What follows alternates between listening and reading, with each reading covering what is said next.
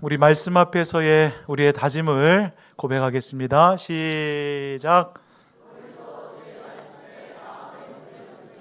말씀하여 주옵소서. 듣고 깨닫고 말씀대로 살겠습니다. 아멘. 오늘 교회 오셔서 여러분들 향기가 좀 났고 또 본당에 들어오셔서 뭘 좀 새로운 게 느껴졌어요? 어디 여기에요? 예, 여기에? 예, 그래. 어때요? 괜찮아요? 예. 이 작은 변화가 또 이게 볼 때는 또 큰 변화로 나타나는 것 같아요. 실은 저렇게 붙이자고 했던 것은 우리 교회 어떤 분이 방문을 하셨는데 교회에 오셨는데 목사님 외람된 이야기지만 요 설교 강단은 좀 그냥 현수막 없이 강단대로 놓으면 더 좋을 것 같고 여기 걸려있는 현수막은 이쪽 성가대 쪽으로 쫙 가지런히 달면 좋을 것 같은데 그냥 참고만 하세요 했는데 한번 괜찮은 것 같더라고요. 그래서 교육자들과 먼저 회의를 했고 괜찮다라고 하는 이야기를 듣고 우리 장로님들과 상의를 했더니 이렇게 됐는데 저쪽 막 꽃도 피고 나무가 있는데 그 밑에도 막 이어지잖아요. 해보니까 너무 좋았어요. 우리 교회는 너무 좋은 교회예요. 어느 교회는 피아노 50cm 옮기는데 50년 걸린대요. 1년에 1cm씩 옮기느냐고. 내가 허물한 피아노인데 절대 옮기면 안 된다고 하는 입장을 가지고 있는 분들이 있어서 1년에 1cm씩 옮기니까 한 50년 걸린다고 하는데 우리 교회는 뭐 딱 이렇게 합시다 하면 한번 이렇게 해보겠습니다. 해보니까 좋더라고요. 작은 변화가 큰 것을 그러니까 우리가 큰 변화를 뭔가 만들어 가는 것도 중요한데 내 삶에 말 한마디 이렇게 약간 변화시키고 내 행동 하나 약간 이렇게 변화시키면 그 모습을 보는 옆에 있는 분 큰 변화로 느끼거든요. 그래서 우리가 작은 변화를 정말 소중히 여기는 그런 우리 믿음의 성도님들이 되면 좋겠고 우리 교회 공동체는 이제 더 많은 변화들을 일궈 갈 텐데 이런 변화에 우리가 발맞추어 그냥 옛날 생각을 가지고만 계셔서도 안 되고 정말 우리가 복음은 바뀌지 않아야겠지만 복음을 감싸고 있는 포장지는 얼마든지 바뀔 수 있죠. 시대에 따라서 우리가 그것을 좀 넓은 마음으로 바라보면 이 변화가 주는 새로움을 경험하게 될 줄로 믿습니다. 예수님께서 저와 여러분들 믿음의 성도들에게 이런 말씀을 하셨어요. 너희는 세상의 소금이다. 너희는 세상의 빛이다. 소금과 빛의 특징은 자신을 드러내지 않는데 사람들에게 유익을 끼친다라고 하는 특징을 가지고 있어요. 소금이 음식물에 녹아지면 소금은 보이지 않지만 그러나 소금이 들어감으로써 맛을 냅니다. 보이지 않죠? 근데 맛을 내요. 빛도 마찬가지예요. 여러분도 오늘 이렇게 본당에 들어오시면서 전구가 몇 개고 저 전구를 통해서 LED 전구를 통해서 얼마나 빛의 양을 드러내서 이렇게 본당이 환한가 이렇게 생각한 분 한 분도 없을 거예요. 빛이 분명히 있는데 우리는 그 빛을 잘 인식하지 못합니다. 그런데 빛이 주는 유익을 우리는 누리고 있잖아요. 빛이 있어요. 근데 잘 인식하지 못해요.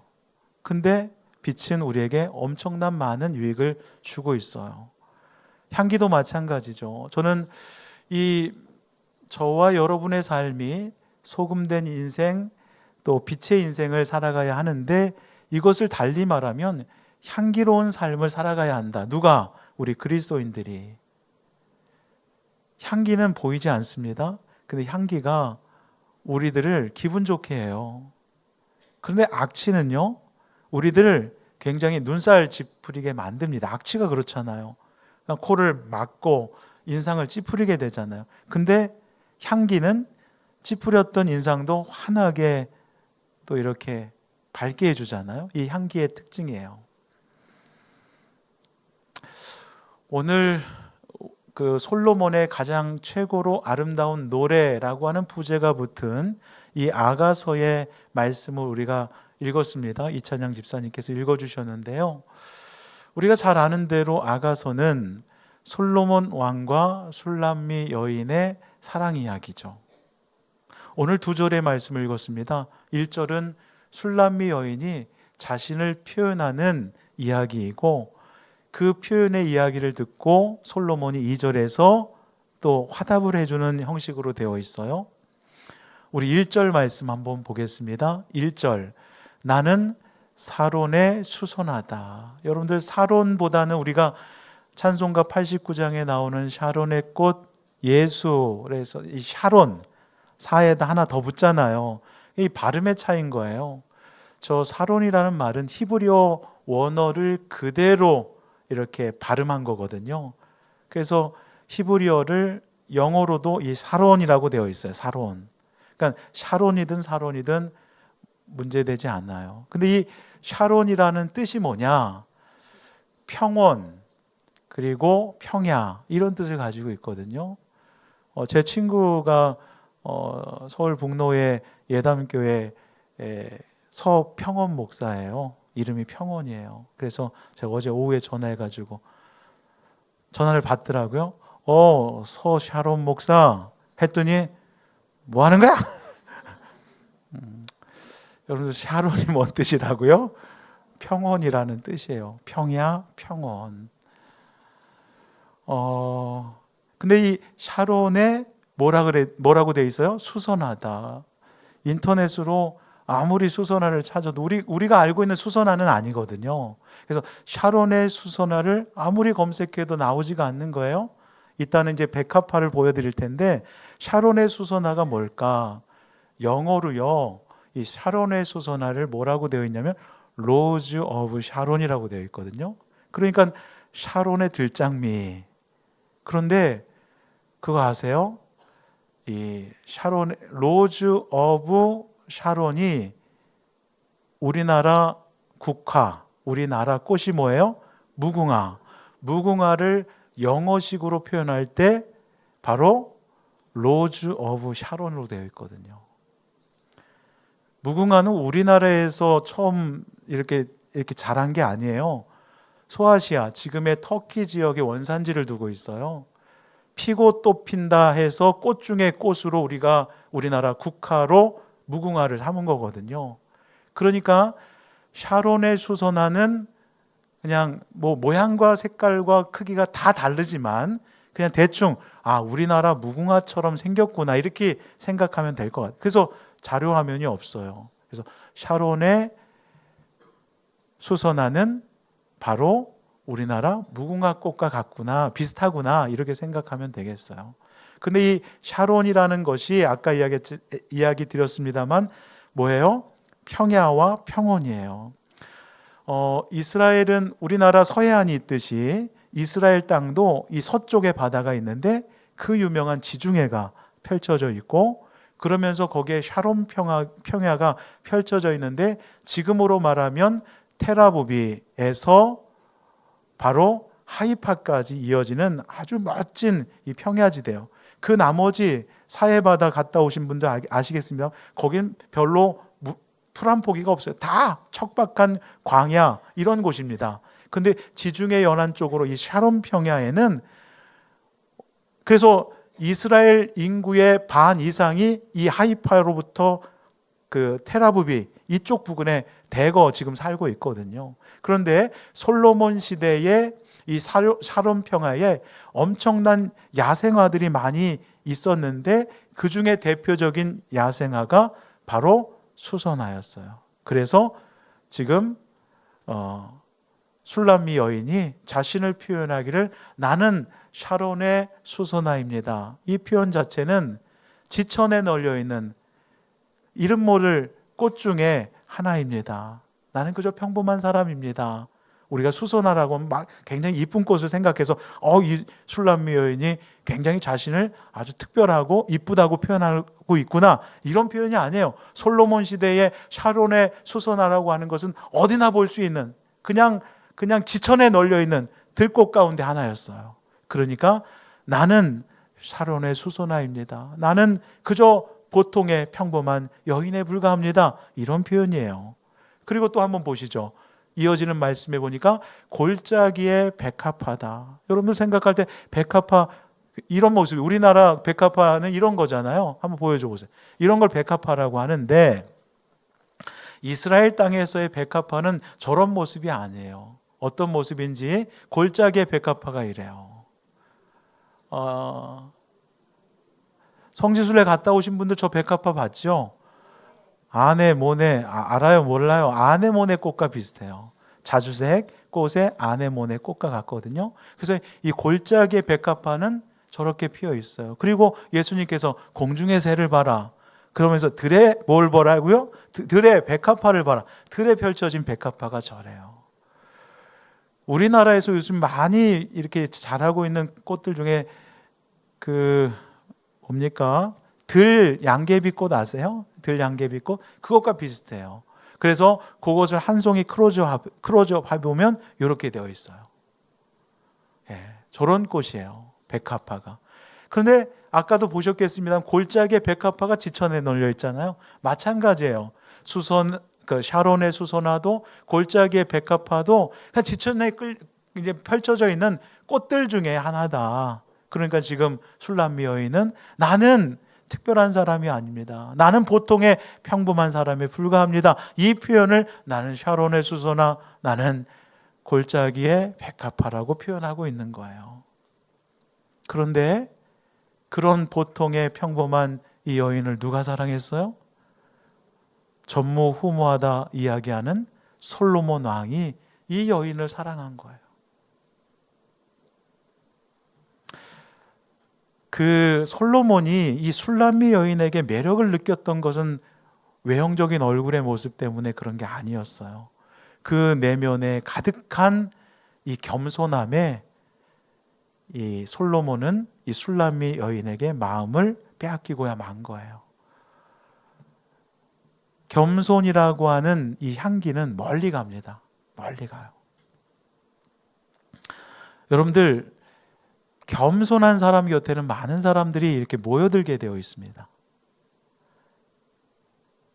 마치 꿀향기가 가득한 꽃에 나비와 벌들이 많이 모여드는 것처럼 겸손의 향기를 지니고 있는 사람에게는 사람들이 모여들게 되어 있어요. 그런데 반대로 내 주변에 사람들이 모이지 않는다는 것은 어쩌면 하나의 이 담벼락이 딱 가로막고 있기 때문에 그렇거든요. 이 담벼락은 어떤 담벼락일까요? 겸손의 반대인 교만의 담벼락.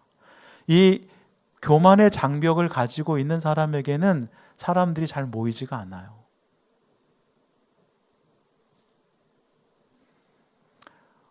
야고보 사도가 이런 표현을 합니다. 야고보서 4장 6절의 말씀을 보니까 하나님이 교만한 자를 어떻게 하신다고요? 물리치신다. 그러나 겸손한 자에게는 가까이 두셔서 은혜와 은총을 주신다는 게 하나님의 말씀이거든요. 연암 박지원 아세요? 그 사람이 쓴 열하일기라는 게 있어요. 우리 정현희 씨 수능 시험에 나올 수 있어. 연암 박지원의 열하일기. 조선 후기 실학자였던 연암 박지원이 이 청나라를 보고 이 견문록이라고 이야기하죠. 이제 보고 와서 써내려간 이 열하일기. 이 열하일기에 보면 호곡성이라는 게 나오거든요. 연암 박지원이 중국 청나라를 갔는데요. 끝이 보이지 않는 이 지평선 어느 그 자리에서 호곡성이라는 말을 썼어요. 이 호곡성이라는 말이 표현이 뭐냐면 가히 울만한 곳이구나 이런 뜻이에요. 이 좁은 땅덩어리 한반도는 산이 많고 하니까 지평선이 별로 끝없이 펼쳐져 있지 않잖아요.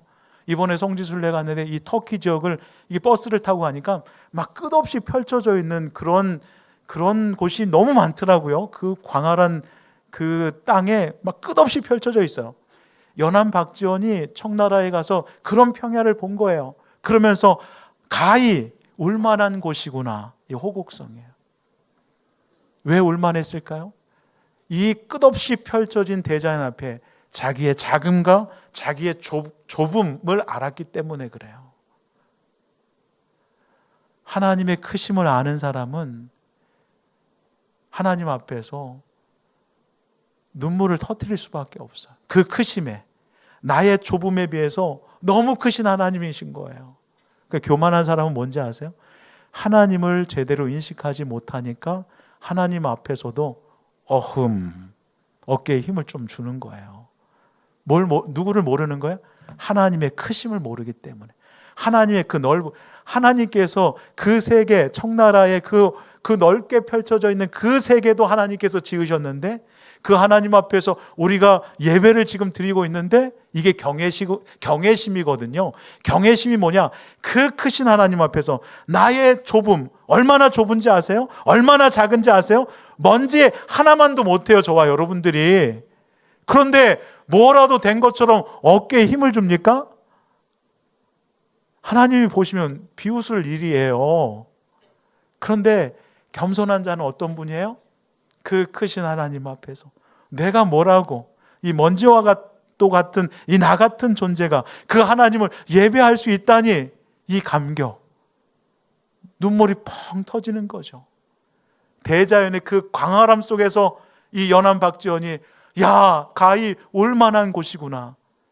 웬만한 곳에는 눈물이 안 터지는데 너무 크니까, 너무 광활하니까, 너무 크신 하나님이니까, 너무 광활하신 하나님이시니까, 우주보다 더 넓으시고 우주보다 더 크신 하나님 앞에서 내가 서 있다고 생각하니까 눈물이 펑 나오는 거예요.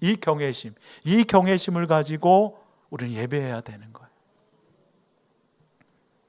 이 경외심을 가지고 있는 이 겸손한 자를 주님은 가까이 두시고, 그리고 그에게 은혜와 은총을 부어주시니 그 사람 곁에는 사람들이 모여들 수밖에 없는 것이죠. 하나님 앞에서 겸손하세요. 내가 아무리 똑똑하고 잘났어도 하나님 앞에서 우리는 겸손한 자로 살아가야 할 줄로 믿습니다. 솔로몬 왕은 바로 이 전무후무한 부귀영화를 다 누렸다는 이 솔로몬 왕이 이 술람미 여인에게 매력을 느꼈던 것은 바로 이 겸손함 때문이었어요. 저는요, 샤론의 수서나 골짜기의 백합화입니다. 그냥 지천에 널려있는 하나의 꽃만도 못한 이런 존재입니다. 이런 고백이거든요. 솔로몬 왕이 술람미 여인을 사랑했으니까 아까도 이야기했지만 미모가 대단했을 것이다 생각하는 천만의 말씀. 절세가인 아니었고요, 또 귀족도 아니었고요, 그리고 또 큰 부잣집의 무남동료도 아니었어요. 오늘 우리가 읽지는 않았습니다만 그 아가서 1장 5절로 7절 말씀을 보면 이 술람미 여인의 얼굴이 거무튀튀했대요. 왜냐? 원래 흑인 종이기 때문에 그런 게 아니라 그냥 거무튀튀했는데, 왜 그러냐? 양치기 목녀였거든요. 그리고 포도원지기였거든요. 그러니까 얼굴이 검게 그을릴 수밖에 없었어요. 이스라엘 땅에 태양은 우리나라 땅보다 더 강렬하게 내비치니까 그 얼굴이 얼마나 거무튀튀했겠어요. 주근깨로 가득하고 기미가 가득하고. 지난주 월요일 날 저희 아버지 요양원에 다녀왔어요. 왜냐하면 제가 수술받고 한참 동안 저희 아버지를 뵈지 않아서 이제 아버지를 뵈러 갔고, 그 다음에 평택에 내려간 김에 저희 형과 형수와 또 제 아내와 저와 밥을 먹는데, 제가 수술하고 처음 형수는 저 얼굴을 본 거거든요. 저희 형은 퇴원하는 날 저를 여기 집에까지 데려다 줬으니까 봤고, 근데 형수가 저를 보자마자 한다는 말이, 서방님 얼굴이 아주 좋아지고 하얘졌어요. 참고로 이 형수님은 저와 같은 교회, 나이도 같은 친구였는데 저희 형과 결혼해서 형수가 됐고, 저는 어느 순간 서방님이 되어 있었어요. 서방님 얼굴이 하얘지고 아주 그냥 좋아. 그럼 예전엔 어땠다는 거지? 그 말이 기분 좋기도 하고 또 기분 나쁘게도 들렸는데, 아무튼 제가 수술 이후에 태양을 이렇게 얼굴 비칠 일이 없으니까 얼굴이 좀 하얘진 것 같아요. 근데 이 술람미 여인은 그냥 포도원지기로 또 양떼를 치는 목녀였기 때문에 얼마나 얼굴이 그을렸을까. 그런데 그 외형에 솔로몬 왕이 마음이 사로잡혔던 것이 아니라 그 마음에 흔들림이 있었다라는 거예요. 그러면 술람미 여인은 그냥 얼굴만 거무튀튀하고 못생겼는가? 아니요. 상처도 많았던 사람이었습니다. 그래서 오늘 우리가 읽지 않았습니다만 아가서 1장 6절을 보면 왜 포도원지기를 할 수밖에 없었는지 그 이유가 나오는데요. 내가 햇볕에 쬐어서 거무스름 할지라도 흘겨보지 말 것은 내 어머니의 아들들이, 그러니까 누구예요? 오빠들이 나에게 노하여 나를 괴롭혔던 거예요. 오빠들이 괴롭혔던 거예요. 그래서 포도원지기로, 형제지간에 상처가 있었어요. 이 술람미 여인은. 그럼에도 불구하고 그 마음속에 겸손의 향기가 가득하니 오빠들로 인해서 이 힘듦, 이 가시가 찔리는데 찔릴 때마다 어떤 향기가 나온 거예요? 겸손한 향기가 나오는 거예요. 2절 말씀에서 그 얘기 솔로몬이 하거든요. 여자들 중에. 그러니까 지금 술람미 여인은 나는 샤론의 수소나 나는 골짜기의 백합화 나는 평범한 여인에 불과합니다. 그러나 솔로몬의 화답은 이렇습니다. 여자들 중에 내 사랑 술람미 여인은 가시나무 가운데 백합화입니다. 가시나무 가운데 백합화, 향기가 가득하여 가시가 찔릴 때마다 향기를 뿜어내는 당신은 특별한 여인입니다. 이 표현이거든요. 그래서 한번 사진 준비했어요. 보시죠. 가시나무에 저 백합화가 피어 있는데 향기가 있으니까 가시가 바람 불어서 이 꽃망울을 찌를 때마다 그 향기가 골짜기를 통해서 그리고 들녘을 향해서 그 향기가 뿜어져 나갔던 것이죠. 그러니까 당신은 보통의 사람이 아니라 향기 가득한 사람이고 오빠들로부터 또 양치기로서 또 포도원지기로 얼마나 고생이 많았어요. 그러나 당신에게는 이런 겸손한 향기가 힘겨울 때마다 더 많이 뿜어져 나가는 당신은 특별한 사람입니다. 이 고백을 지금 솔로몬이 술람미 여인에게 하는 거거든요.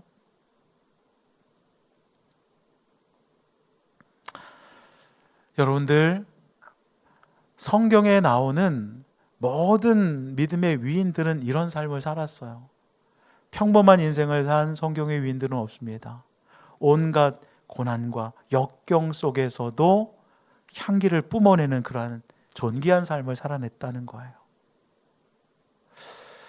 저는 성경 중에 그런 인물이 누가 있을까 생각하다가 요셉이 번뜩 생각났어요. 요셉, 야곱의 11째 아들이고 꿈을 꿨다는 이유로 또 아버지가 편애한다는 이유로 그는 형들에게 어디로 팔려가면 애굽으로 팔려가죠. 여러분들, 어린 소년 요셉입니다. 애굽에서의 노예 생활이 여러분 어땠을 것 같아요? 성경에는 그런 내용들이 나와 있지 않아요. 당시 노예는요, 사람 취급 못 받았습니다. 그리고 짐승 취급 받았어요. 개, 돼지 취급 받았어요. 그러니까 그 노예의 생명은 누가 쥐고 있냐면 주인이 쥐고 있거든요. 그러니까 죽으면 죽을 수밖에 없는 상황입니다. 그런데 나이가 어린 요셉, 그 보디발은 바로 왕의 시위 대장이었으니까 굉장히 높은 직위에 있었던 사람이니까 노예를 많이 부리고 있었겠죠. 그러니까 이 노예가 많이 있었던 상황 속에서 이 어린 요셉이 얼마나 힘겹게 인생을 살았을까.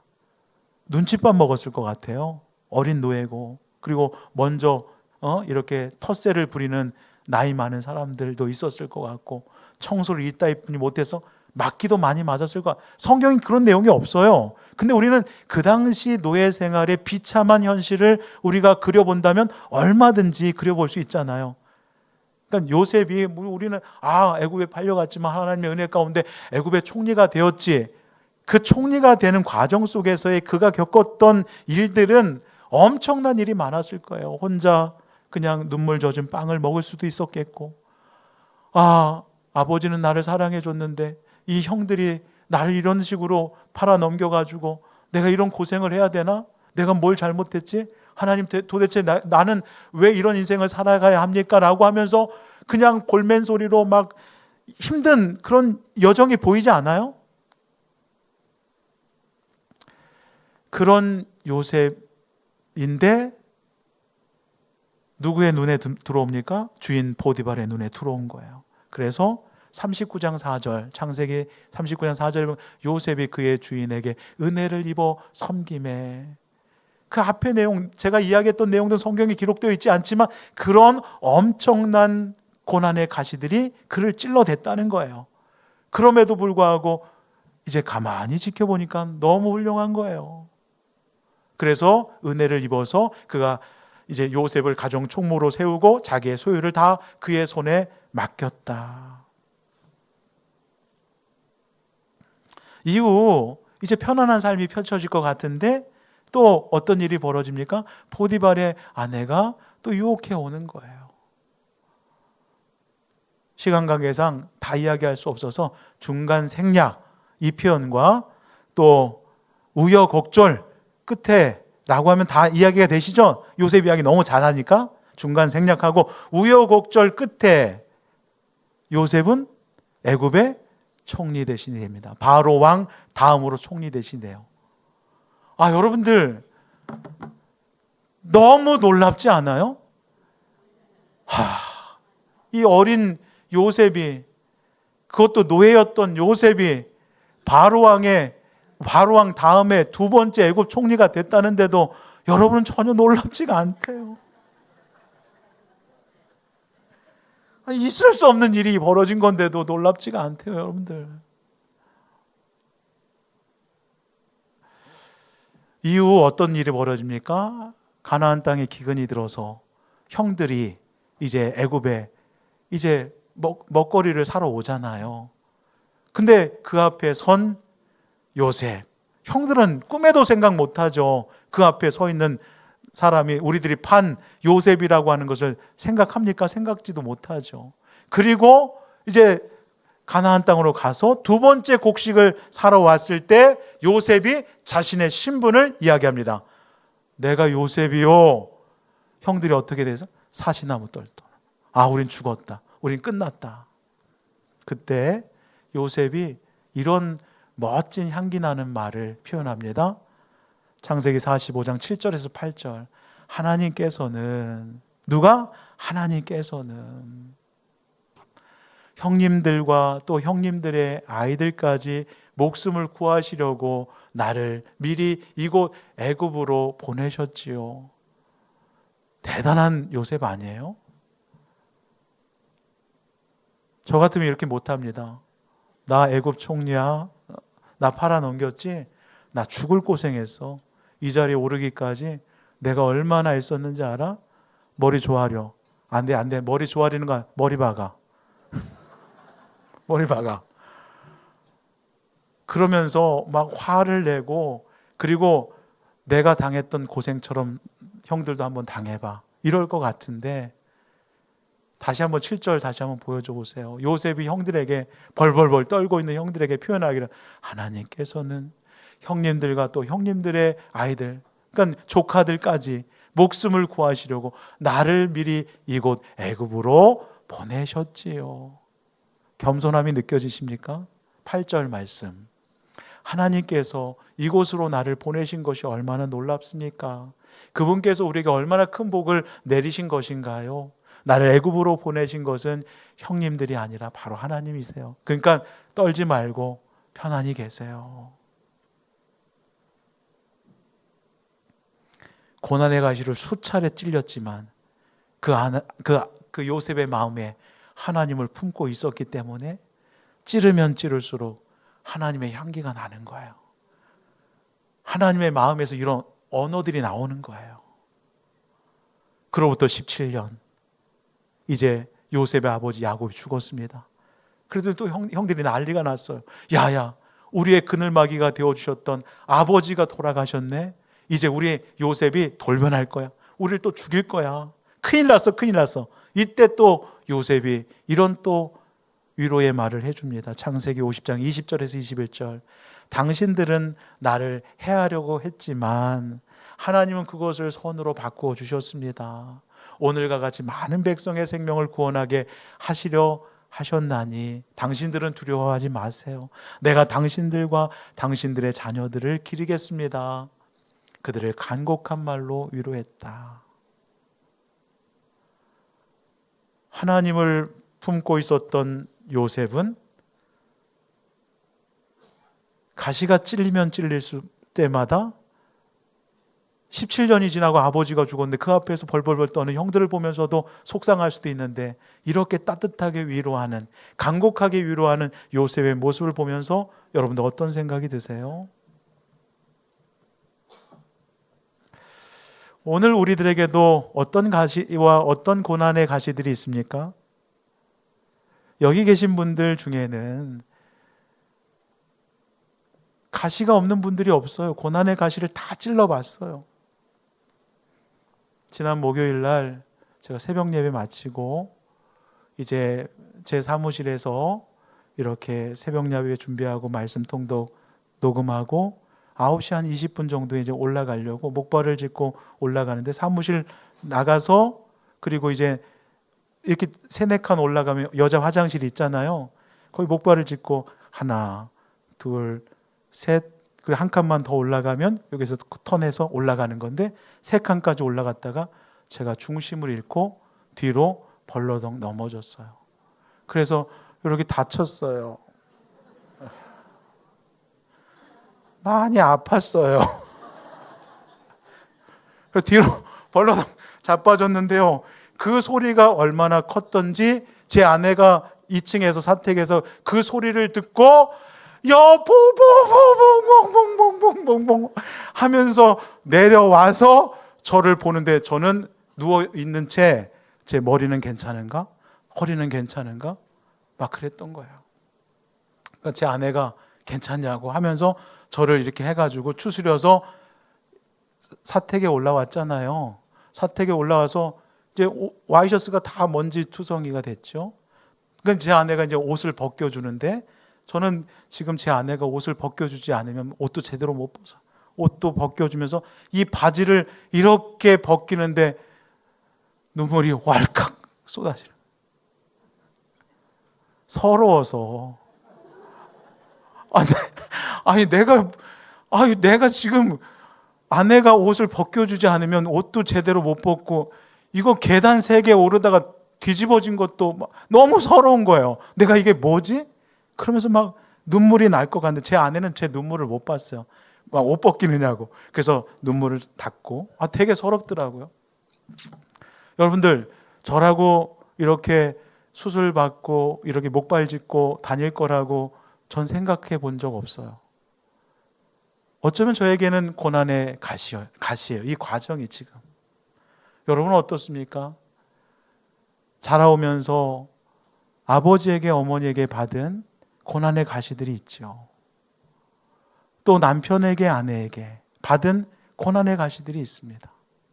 질병으로 또 사람 그 말 한마디 때문에 받았던 이 상처의 가시들이 있습니다. 그것이 우리를 찔러댑니다. 찔러대요. 근데 내 안에 예수가 있는 사람은 예수의 향기가 나오는데 그 상처가 예수님 안에서 제대로 이렇게 회복되지 않은 분들은 악취가 나요. 악취가. 인간적인 말투가 나오고 인간적인 행동이 나오고 그래서 눈살을 찌푸리게 하고 보세요. 어떤 사람은 고난의 가시가 찔리는데 거기서 예수 그리스도의 향기가 쫙 뿜어져. 어떻게 저런 상황 속에서 저런 표현을 할 수 있지?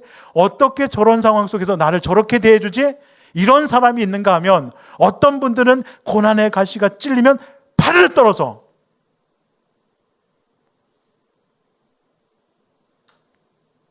그래서 어떤 평가 예수 믿는 사람 맞아? 예수 믿는 사람 맞는 거야?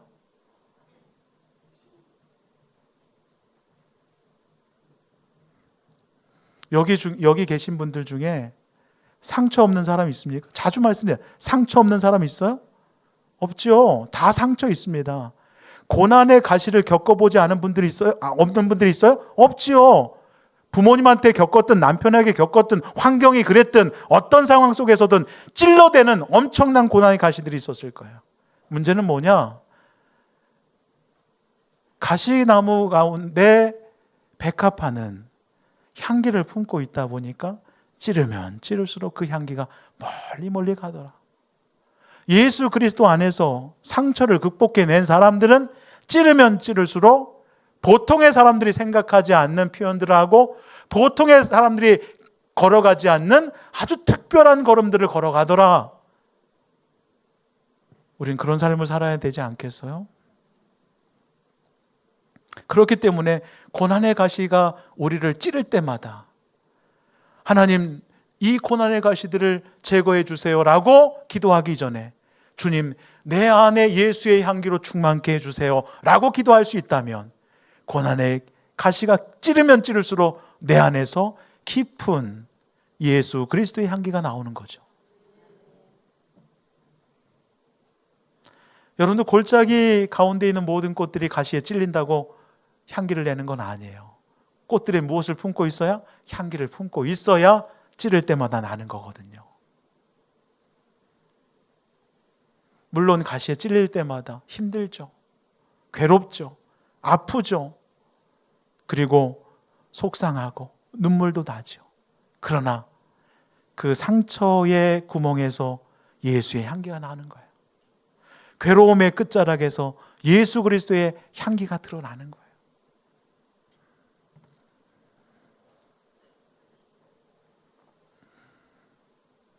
내 인격의 향기는요, 분명한 한계선을 가지고 있습니다. 저 사람은 참 고상하고 고매하고, 저 사람은 인품이 특별해. 그런데요, 그런 분들도 계속 가시에 찔려 보세요. 그러면 파르르 떠는 게 있습니다. 제가 신학교 때요, 아주 저분은 선비 같아요. 엄청 훌륭해요. 근데 저는 그분의 충격적인 모습을 봤습니다. 뭐 하나가 딱 파르르 떠는 그 교수님을 보면서 사람은 다 같구나. 굉장히 학문적 깊이도 깊고 정말 대단한 훌륭한 교수님이셨어요. 돌아가셨지만 그 교수님인데 어느 하나의 문제에 딱 파르르 떠는 게 있더라고요. 저는 그때 깨달았어요. 사람의 인격이라고 하는 것이, 성품이라고 하는 것이 사람들과 비교했을 때 고매하고 깊을 수는 있지만 그것이 가시가 찔리면 찔릴수록 그 본색이 드러나더라.